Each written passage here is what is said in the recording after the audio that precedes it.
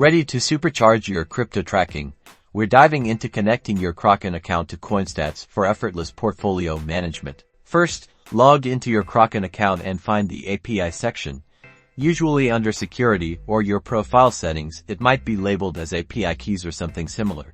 Click on Generate Key or Add Key. This will bring you to the API key creation form now. This is crucial. For security, only grant read-only permissions. Do not enable any withdrawal or trading permissions. Ensure that only read or view permissions are selected, nothing else. This keeps your funds safe. Give your API key a descriptive name like Coinstats read-only so you know what it's for, then click Generate. Kraken will now display your API key and private key. Copy both of these and store them temporarily in a safe place.